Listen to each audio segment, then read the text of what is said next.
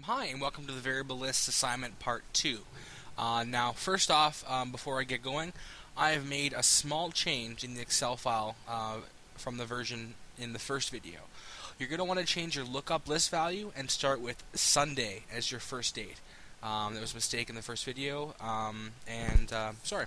I'm going to assume that you've done what's in the first video that looked over the day formula. As you see here, which displays the days, only displaying the days required, so you change it to 12, only shows 12 days. But for this one, we're going to be working on the weekday number formula. Now, Excel has a function built into it called weekday. Now, that formula basically displays a corresponding number with the day of the week. So for Excel, it actually thinks in this way. 1 is Sunday, 2 is Monday, etc., all the way through 7 is Sunday, and that's what it does. That's how Excel perceives dates. So we're going to use this formula to show us the day number through 1 through 7. So basically, we're going to use the weekday formula, which is equals weekday. You open the bracket. Now our serial number, that usually is our date. So we're going to use that for the date, and then comma, and for our return type, we just want to put 1.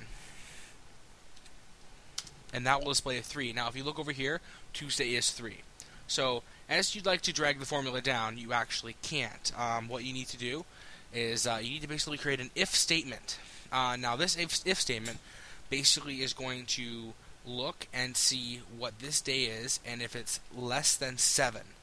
Now we just want to do this because we only want it to go numbers 1 through 7, and then once it gets to 7, it needs to repeat itself again.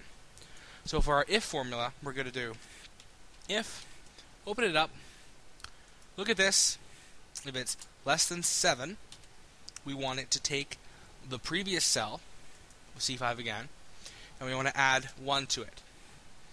And if it's not anything, if it's not less than 7, or it is 7 for that matter, we want it to do 1.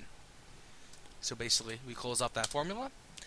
Now, if we take this formula, and we notice that there are no cells that we actually really need to lock, so we can easily drag this formula down. So you can drag this formula all the way down to 24. Now as you see here, it only does numbers up to 7, and then it goes back and starts the process all over again. And that's the weekday formula. In our next video, we will be doing our lookup results, and then in the end, we will be making it so that it will only display numbers corresponding with the previous cells. So thank you very much, and tune in for our part 3. Thank you very much.